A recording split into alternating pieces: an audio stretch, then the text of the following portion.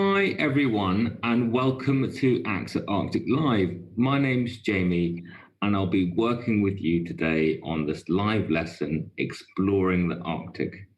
It's really lovely to have you all with us.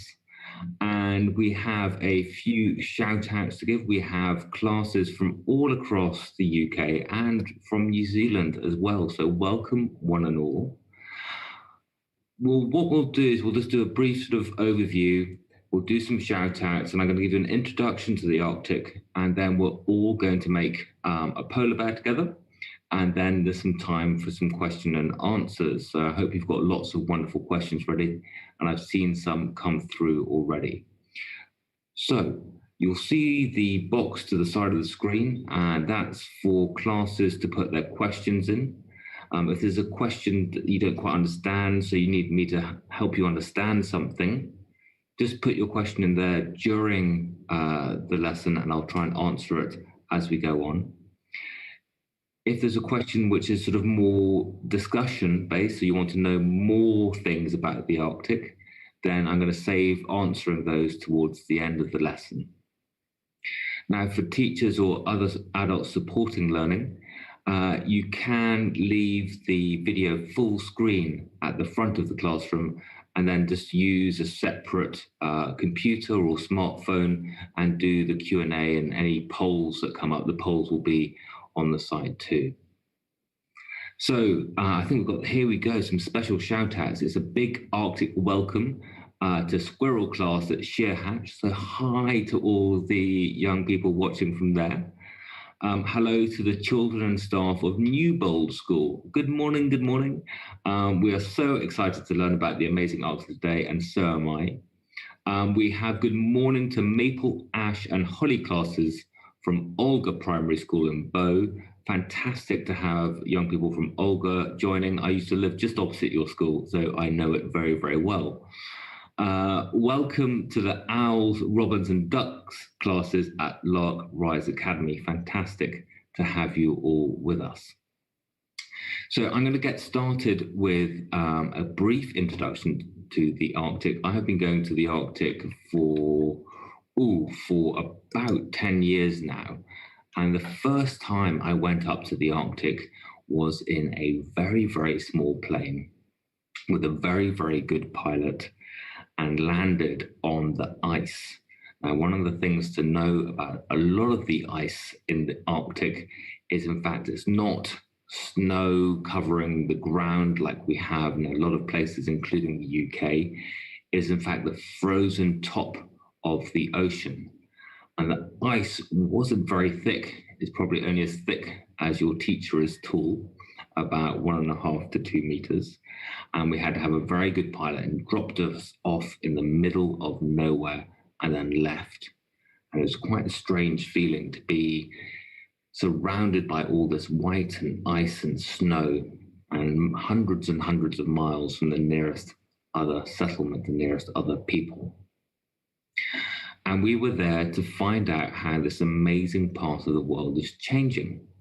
So we had to set up a camp, and I don't know whether you have been camping with your family, but our camp tents were slightly bigger than some of the tents you might have been using, because we were living there for about 6 weeks. So that's over 40 days we were living on the ice.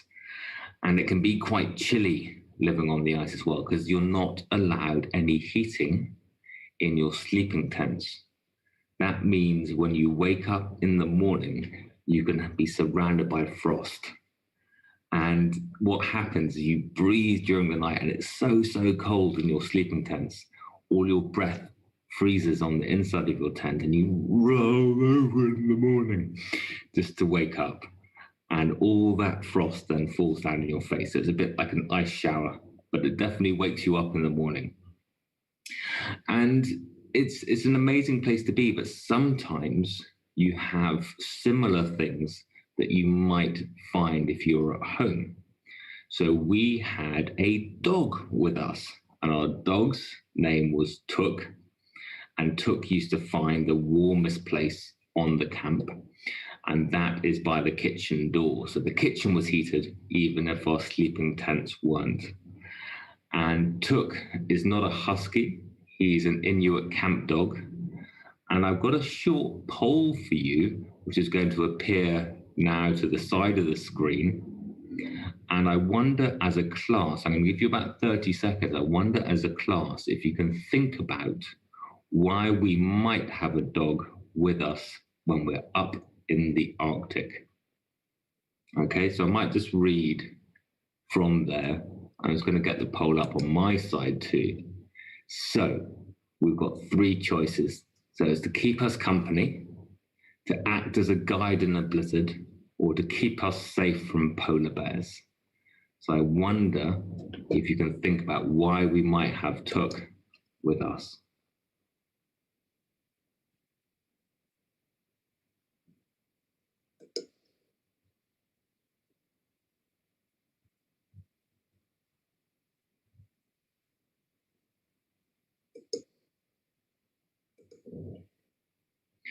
I can see some answers through. We've got sort of similar answers for all of them. We've got some people thinking keep me company, guide in a blizzard, keep us safe from polar bears.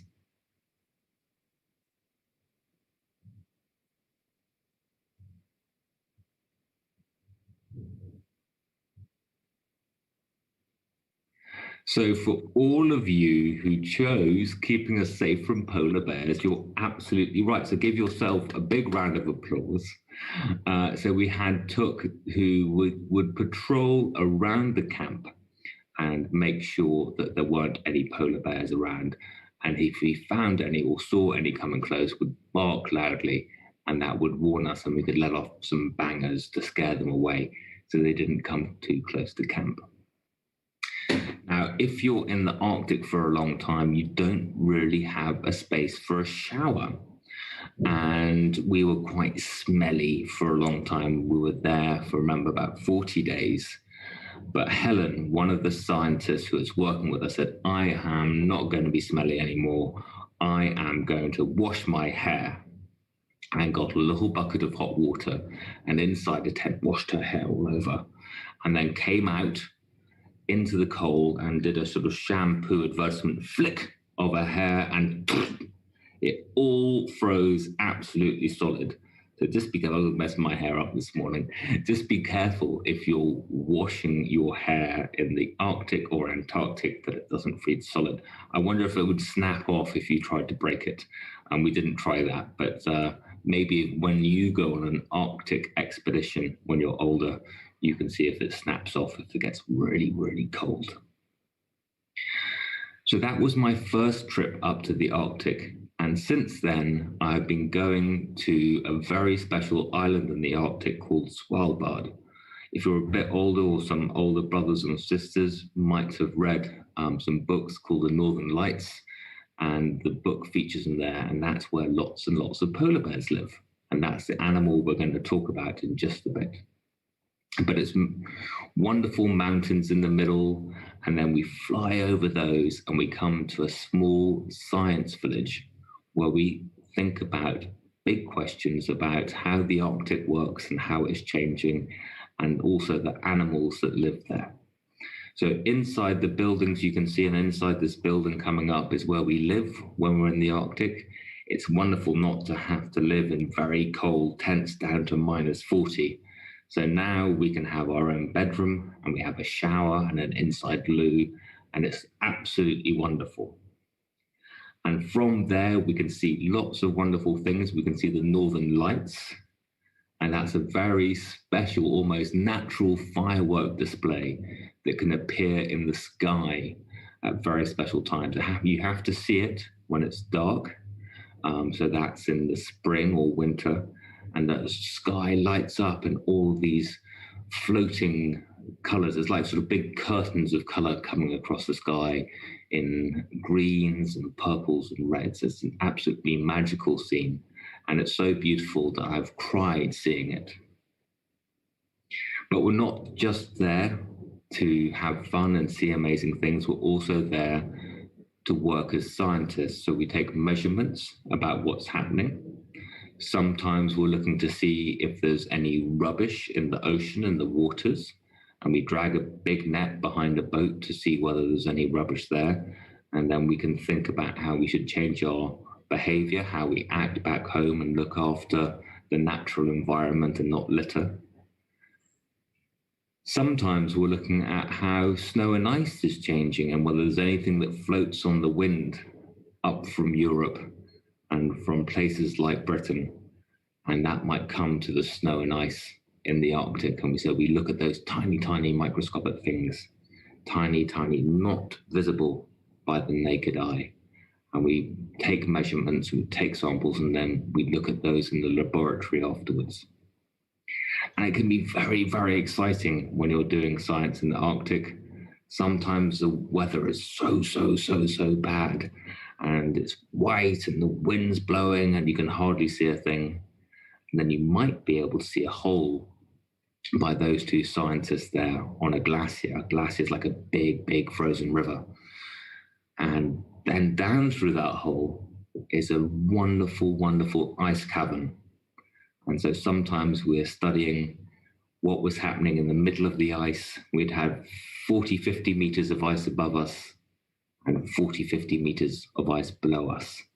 And it was very, very tiring and exciting work. So you have to go down the rope about 40 meters in the morning and then climb 40 meters up that rope in the afternoon. And 40 meters is about a 10-story building. So if you can imagine a block of flats or a building with 10 floors, that's about 40 meters. So imagine how tiring it is up to climb up a rope like that every evening to go back home to have your supper.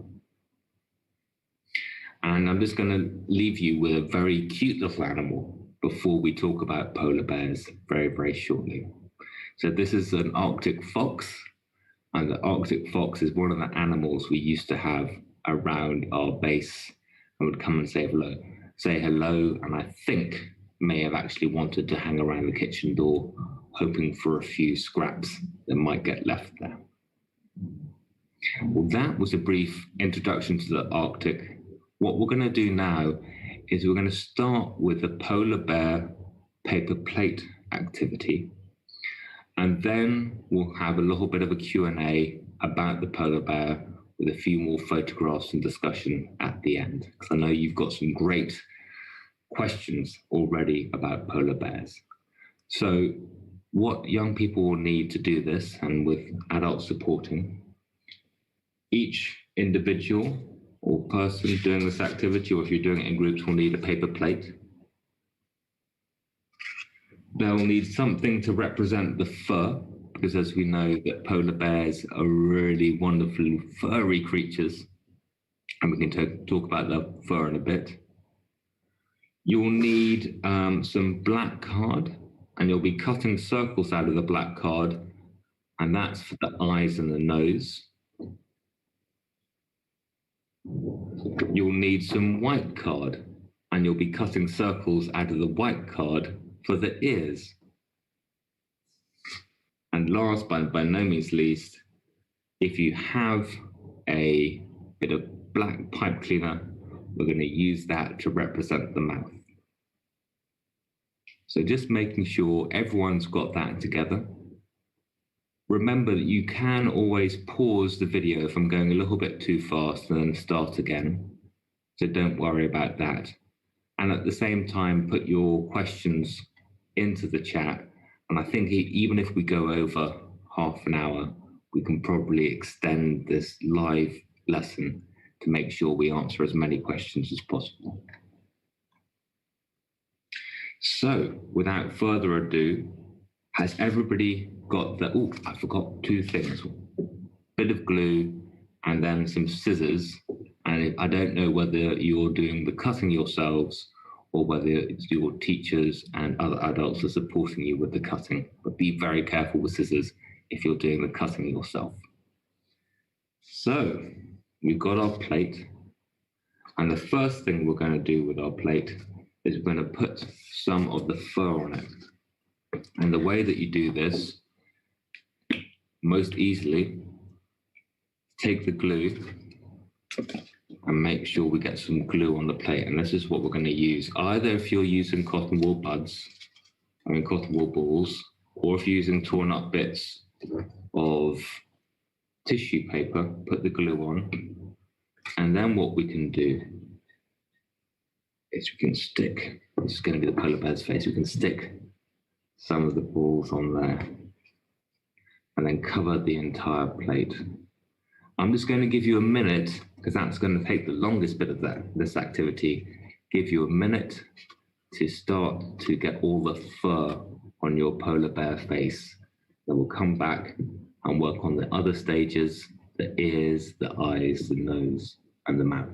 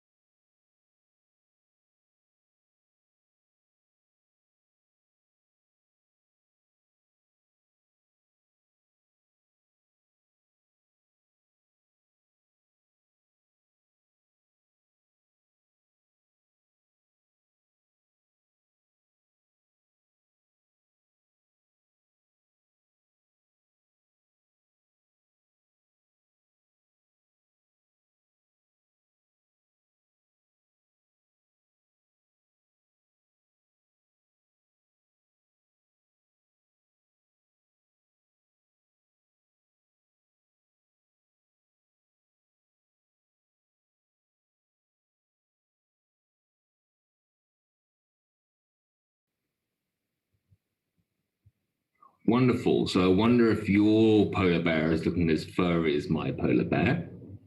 So one of the ways that a polar bear is suited to the cold is having this long, wonderful fur.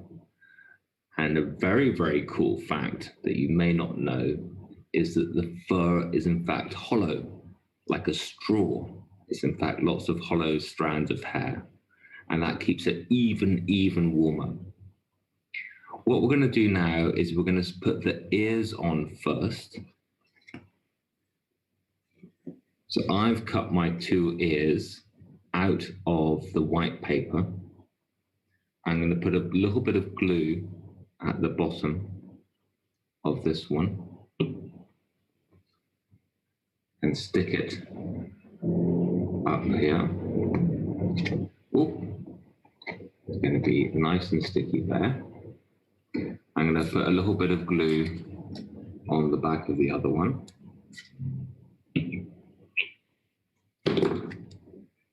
And stick it here. There we go. So now my polar bear has ears. And the next thing we're going to do is we're going to put the eyes on. So you should have 2 little black circles. Put the eyes on. So we've got the ears. I hope you're all following along okay. I'm going to have to see carefully. Oh, put one eye there. And put one more eye on. Put one eye there. So there's my polar bear eyes. Next, we're going to do the nose.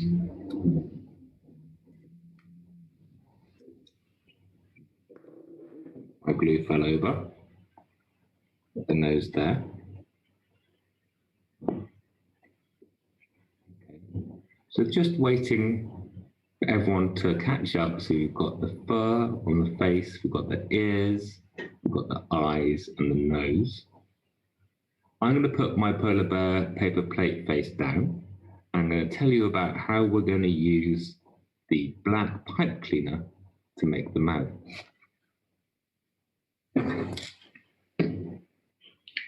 So if you take one black pipe cleaner like this, and what we're going to do is we're going to fold it in half like this. Okay, so we're just going to fold it in half. And then we're going to fold each half, so hold it halfway along, I'm going to fold each half back up again. Up there and up there. So what you have now is like an M or a W. And keeping the middle bit together, we're going to make a curly, like a funny moustache out of the two ends. So the shape you have is going to look like this. I'll hold it from the top as well. And then it's going to be a bit easier for me if I can just stick it down. Well, I'll just try and put the glue on here. Actually, we'll stick it all together. Put some glue along there. Put some glue along there. Put some glue on there. There we are. Oh, got glue all over my fingers now. I hope you're being more careful than I am.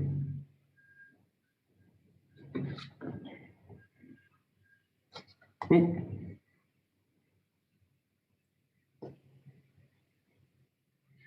And then we have it stuck on our polar bear, and the mouth is like that. I wonder how you've got on with your polar bear paper plate. I wonder also, there's an idea that you can sort of cut a hole where the eyes are and put a string on it, and you can all run around in the scorching heat, if you were in Britain, with a polar bear mask on. But what we'll do is we'll just give you about 30 seconds, if that's okay, to finish off your polar bear paper plate face activity, and then we'll come to the Q&A section of this live lesson.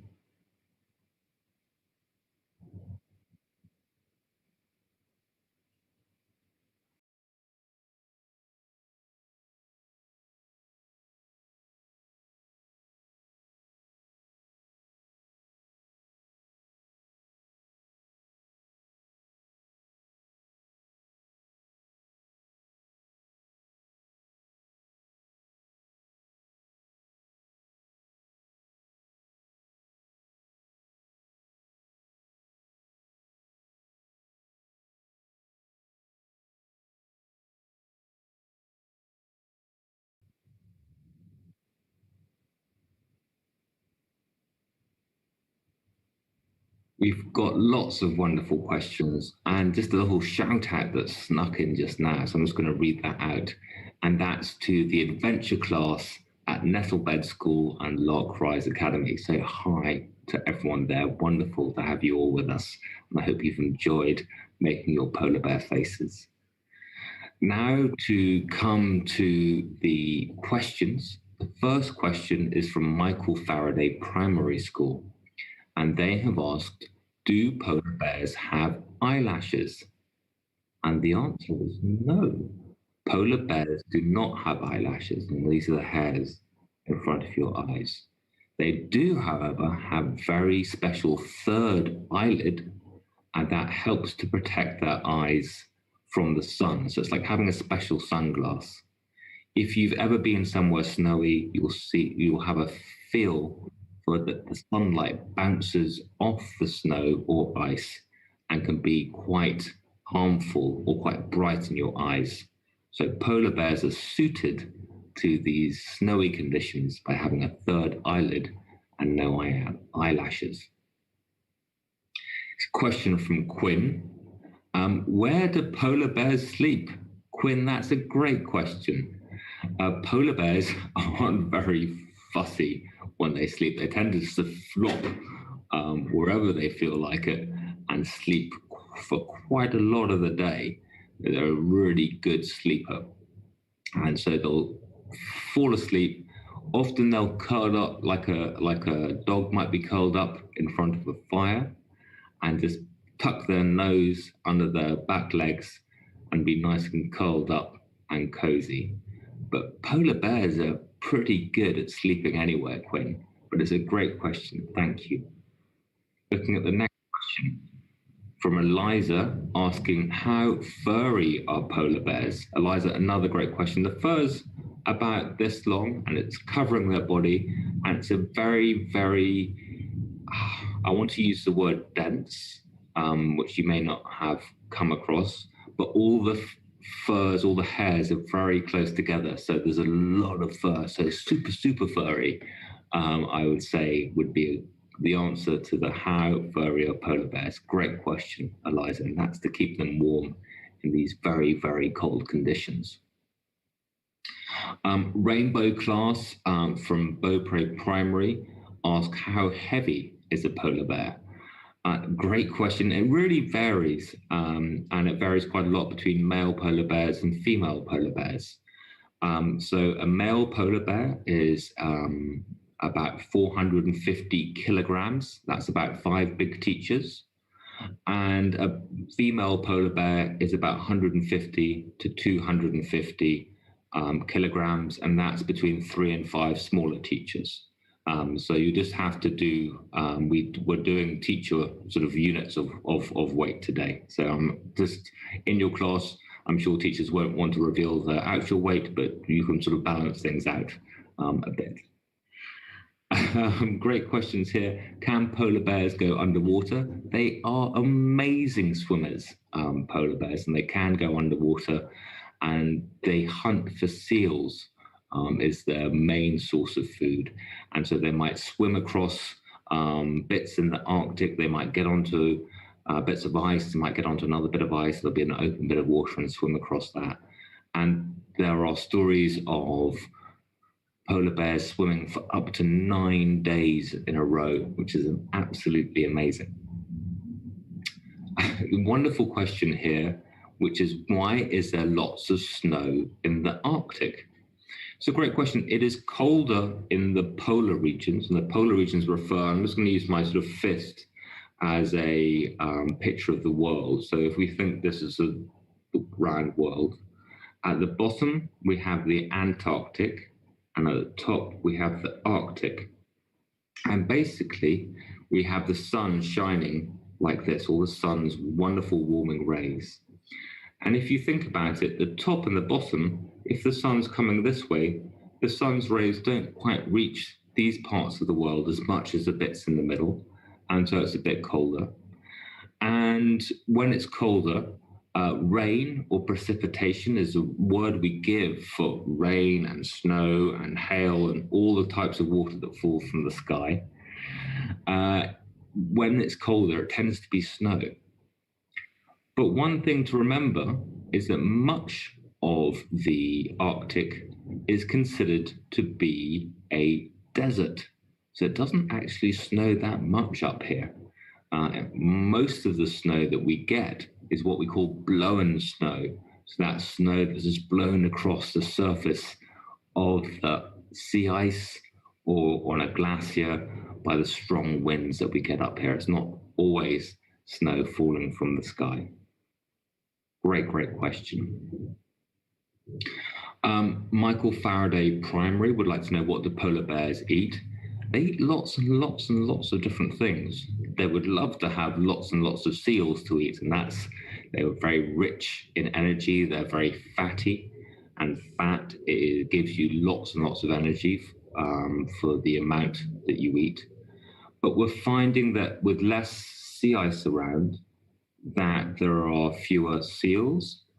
And so sometimes we're finding that they come over to this part of the Arctic in Svalbard, and they're actually eating bird eggs and young birds because they can't find any seals to eat. So they eat a range of different animals, but they'd love to eat seals if they could. We have a question from year 1 at Alderley Edge School for Girls. And the question is, was your dog frightened of polar bears? That's a great question from the young people there. We never got the chance to find out. We don't know whether Took just scared them away. There was an idea that polar bears don't like the smell of dogs. So maybe that's why some didn't come close. But we didn't have polar bears all the time that Took was with us at the camp. 2 polar bears turned up before he arrived. He came on a second flight, but they luckily didn't come too close. They were sort of a little bit curious and then left and went probably to find some lunch. Great question. Dahlia from Ash class, this is a super amazing question. What type of ice is there? Well, Dahlia, behind me, I'm just going to show you some different types of ice that you might find in the Arctic. Behind, you can see some mountains. And on the mountains, you get snowfall. And as the snow gets on layer on layer on layer, the weight of it squashes it down and turns into ice. And these ice then turn into glaciers, which is what you could call sort of an ice river. Slightly different, we can call it an ice river for now. When it meets the sea, bits of the end of that fall off. The word we use in the Arctic is called calving. So when a bit of a glacier falls off the end into the sea, it's called calving. And it forms icebergs, like this one behind me. So that's just a bit of snow over hundreds and thousands of years come down in a river of ice and then broken off. Sometimes when it gets really cold, the surface of the sea can also freeze. That's where our camp was, and we call that sea ice. So iceberg is literally just means ice mountain, and they sometimes look like mountains and can be very, very big. Sophia, again from Ash class, is asking how cold is it there? Sophia, it really, really varies. The coldest temperature we've had is I've had is minus 48 degrees Celsius. So that is more than twice as cold as your freezer at home. So really, really cold, and things start to break and snap, and it's very difficult to work at that temperature. Some of the warmest temperatures we've had in this part of the Arctic has been sort of 2 or 3 degrees and raining in March, which was very surprising. In fact, I think it was warmer in the Arctic than it was in towns in England, like Liverpool, when we were there a few years ago. I'm not sure if, I think we've got some questions. I know that some classes might have to leave because we're coming towards the end of our time together today. But very quickly, I'm going to go through 4 questions, and then very sadly, that's all we'll have time for. Calder asks, how often does it snow? Not terribly often. As I said earlier, that the Arctic, a place like Svalbard, are like a desert.